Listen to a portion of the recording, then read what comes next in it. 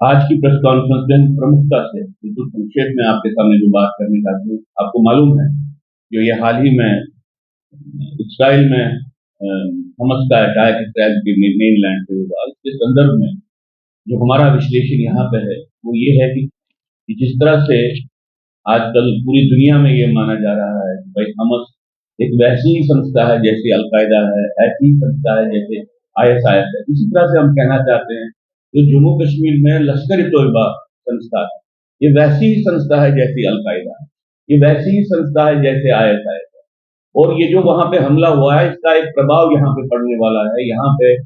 पान Islamic activity, radical Islamic activity का हमको लगता है कि उसको एक एनकरेजमेंट मिल गई है जबरदस्त अंतर्राष्ट्रीय स्तर पे। इसलिए एक खतरा है कि यहाँ पे भी सॉफ्ट टारगेट्स पे हमले आगे आने वाले समय में बढ़ सकते हैं। हम भारत सरकार से निवेदन करते हैं कि आप एक सिक्योरिटी रिव्यू कीजिए कि यहाँ पे सॉफ्ट टारगेट जो है, खासतौर से कश्मीर में और जम्मू के उन एरियाज में जहाँ पे टेररिज्म है, जो सॉफ्ट टारगेट है सिविलियन है, और मैं बिल्कुल स्पेसिफिकली कहता हूँ जो हिंदू पॉपुलेशन है, उनके लिए आपकी थ्रेट परसेप्शन का आप कैसे देखते हैं, कितना खतरा है ऐसे समय में, पर्टिकुलरली जब ऐसी बात हुई है कि यहाँ पे जो 2-3 आतंकवादी घटनाएं हुई हैं, जहाँ पे हफ्तों के करीब एनकाउंटर चले हैं।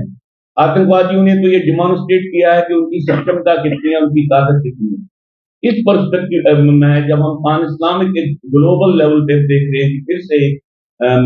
प्रभाव एक बढ़ रहा है, उस संदर्भ में सिविलियंस को, हिंदू सिविलियंस को सबसे ज्यादा खतरा है। हम भारत सरकार से कह रहे हैं कि आप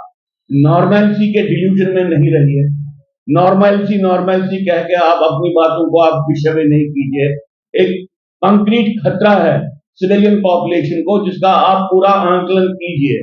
क्योंकि हमारी जानकारी के हिसाब से सुरक्षा तंत्र का एक बहुत बड़ा वर्ग ये भी समझता है कि वो एक सिविलियन को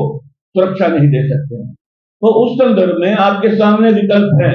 आपके सामने पहला विकल्प तो है कि आप देख लीजिए जो आप कह रहे हैं टूरिस्ट जा रहे हैं, इस पॉलिसी का प्रोत्साहन करना एक ऐसे समय में कितना आपके लिए ठीक है, और साथ में जो कश्मीर में रह रहे हिंदू हैं, इनकी सुरक्षा का तंत्र आप कैसे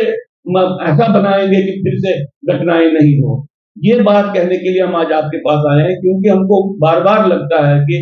जो भी एक अंतर्राष्ट्रीय घटनाक्रम है पान इस्लामिक आतंकवाद को लेके, उसके बहुत से पहलुओं को भारत सरकार इग्नोर कर रही है। और अंत में मैं आपके सामने ये बात भी कहना चाहता हूं कि जो घटनाएं कश्मीर में हुई रिलीजियस क्लींजिंग की, जो घटनाएं जम्मू कश्मीर में हुई आतंकवाद के साथ जो एनकाउंटर हुए उसके संदर्भ में, और जो घटनाएं हिंदुओं की हत्याएं या हिंदुओं के प्रोसेशंस पे, हिंदुओं के फेस्टिविटीज पे जो हमले हो रहे हैं, ये एक ही विचारधारा का एक प्रत्यक्ष एक जिसका आप कहे स्वरूप आपके सामने है। एक ही विचारधारा इसके पीछे चल रही है, एक ही विचारधारा इसका क्रियान्वयन कर रही है। एक पान इस्लामिक एक मोमेंट है, जिसको अगर आप अंग्रेजी में कहिए कॉन्टिनम है, जो कश्मीर से लेकर पूरा कन्याकुमारी तक ये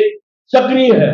और इस बात का संज्ञान लेके जम्मू कश्मीर में जो सिविलियन सुरक्षा है, खासतौर से जहां पे टेररिस्ट अपनी प्रेजेंस को बार बार डिमॉन्स्ट्रेट कर रहे हैं, वहां पे आप उस सुरक्षा का फिर से संज्ञान लीजिए और किसी भ्रम में नहीं रहिए कि उन पे हमला नहीं हो सकता है, क्योंकि हमको लगता है कि आगे आने वाले समय में सॉफ्ट टारगेट्स की वल्नरेबिलिटी बढ़ गई है,